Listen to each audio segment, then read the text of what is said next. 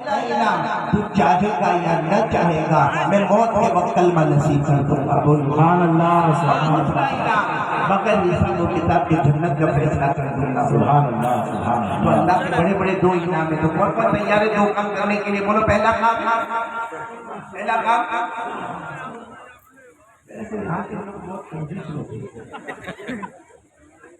کیونکہ ابھی جو ہمارا بیٹا عمران نذیر جس انداز میں ہم لوگ پڑھا لیکن اس سے پہلے جو نظر پڑھی اور اس سے پہلے جو نعت پڑھی اور اس سے پہلے جو ہم پڑھا ہوگا ہمارے اندر یہ بھلا کے اسٹیج پر یہ لڑکا ہوتا کہ ہمارا بیٹا عمران نذیر بھلا کے اسٹیج پر اٹھانا چاروں طرف سے دعا دار کہیں 100 کہیں 200 کہیں 500 کہیں 100 کہیں 200 500 میں نے دیکھا یہاں اللہ کا کوئی بھی بندہ اٹھ کے گزرے بڑا چلو نہ دو نا پیسہ نہ دو کوئی بات نہیں اللہ کے مال میں برکت عطا فرمائے بولو آمین پیسہ نہ دو کم سے کم ان کے مشرے پر سبحان اللہ بولو الحمدللہ تو بولو اللہ اکبر تو بولو ابھی حضرت مولانا عبدالقدوس صاحب نے ہمیں بیان کیا لیکن آپ کم سے کم سبحان اللہ الحمدللہ عمل کریں گے میرے پیاروں میرے ساتھ ایسے کرو گے آپ لوگ کہ کچھ بولو گے کتنے کام کرنے کے لیے کہا کرو آواز سے بولو کتنے کام کرنے کے لیے کہا نمبر 1 سننا نمبر 2 عمل کرنا اللہ کتنے انعام دیں گے 2 قرآن کریم نے لکھا اللہ تبارک و تعالیٰ نے فرمایا پارہ نمبر 23 اللہ نے فرمایا الذین یستمعون القول فیتبعون احسنہ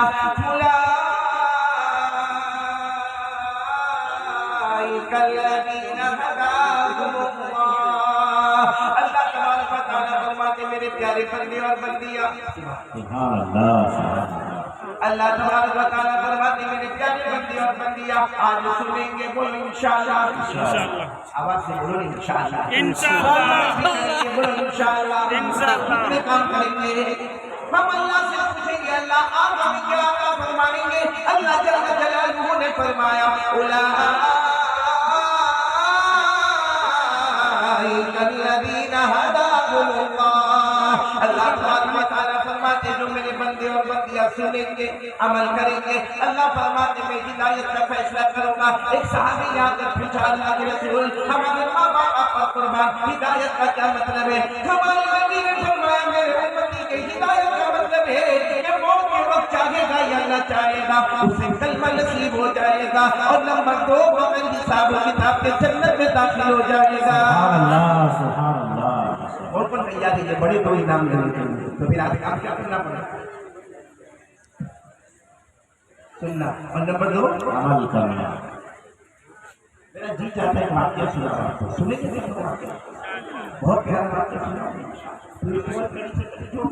جہاں تک آپ نے ساتھ دو گے ہم چاہیں گے پھر باقی حضرت مولانا حذیفہ صاحب کا مطلب مکمل کریں گے میں ایک واقعہ سنا رہا آپ کو مدینہ منورہ بولو سبحان اللہ مدینہ منورہ میں ایک قبیلہ جو قبیلے کا نام ہے قبیلہ بنو تیم پورا مجمع ساتھ میں بولے گا مدینہ دور ایک قبیلہ قبیلے کا نام کیا ہے بنو وہاں سے 16 آدمیوں کی جماعت نکلی کتنے آدمیوں کی 60 آدمیوں کی جماعت نکلی اچھا اس زمانے میں جب جماعت نکلتی تھی نا تو امیر بنایا جاتا تھا لیکن ایسے امیر بنایا جاتا تھا جو جوان ہو ہٹا کٹا ہو خوبصورت ہو طاقت والا ہو اچھی زبان ہو اللہ نے مل کر مشورہ کیا امیر بنایا ایک شخص کو جن کا نام تھا قیس ساتھ میں بولو کیا نام تھا اور ان کا سب سے بڑا کمال کیا تھا معلوم ہے کہ ان کو عربی زبان پر بہت پاور تھا عربی زبان کی فصاحت بلاغت طلاقت سلاست عربی زبان میں اتنا پاور تھا کہ وہ خود کہتے ہیں کہ مجھے لگتا تھا کہ کوئی عربی زبان میں میرا مقابلہ نہیں کر سکتا خیر میں آپ سے یہ کہہ رہا ہوں کہ وہ 16 آدمی کی جماعت قبیلہ بنو تیم سے نکلی اس کے امیر کون ہے بولا امیر کون ہے اب میں آپ کو بتاؤں آپ شاید جماعت کا کچھ مطلب سمجھ رہے ہوں گے یہ جو 16 آدمی کی جماعت نکلی نا یہ مدینہ شہر میں آ گئی ان کا مقصد ایمان سے کوئی مطلب نہیں اسلام سے کوئی مطلب نہیں، کیفیت احسان سے کوئی مطلب نہیں، بلکہ آقا محمد رسول اللہ صلی اللہ علیہ وسلم سے کوئی مطلب نہیں۔ یہ تو کی جماعت و قبیلہ بنو تیم سے آئی ہے، جس کے امیر قیس ہے، ان کا مقصد ہے مدینہ منورہ میں صرف کاروبار، تجارت۔ اس وقت زمین کا کاروبار ہوتا تھا، درخت کا کاروبار ہوتا تھا، اور کھجور کا کاروبار ہوتا تھا، اور پراپرٹی کا کاروبار ہوتا تھا۔ 16 بڑی رقم لے کر قبیلہ بنو تیم سے چلے ہیں اور مدینہ منورہ میں آئے ہیں، اور پورا مجمع بولے گا ان کا مقصد کیا ہے؟ تجارت ہے، کاروبار ہے، زمین کا کاروبار، یہ درختوں کا کاروبار، اور یہ پراپرٹی کا کاروبار، اور کھجور کا کاروبار۔ لیکن معاملہ کیا ہوا ہے؟ یہ جہاں جہاں کاروبار کے لیے مدینہ میں جاتے تھے نا، ہر گھر میں سے آواز آتی تھی محمد سبحان اللہ سبحان اللہ محمد محمد احمد آگے، نبی آگے، رسول آگے، کیا کمال کیا ہے محمد کا، کمال کیا ہے کہ جس گھر میں جاتا محمد آگے، احمد آگے، ارے بولو نا صلی اللہ علیہ وسلم، نبی آگے، رسول آگے، پیغمبر آگے۔ تو سب نے کہا ارے اس کا کلام بولو سبحان اللہ سبحان اللہ، کیا کلام ہے، کیا قرآن ہے، کیا ان کا پڑھنا ہے، کیا ان کا پڑھانا ہے، کیا ان کا سکھانا ہے۔ سبحان اللہ۔ کیسے سوچا تھا یہ زبان تو میری بھی بہت اچھی ہے، تو کیوں نہ ہم مقابلہ کریں؟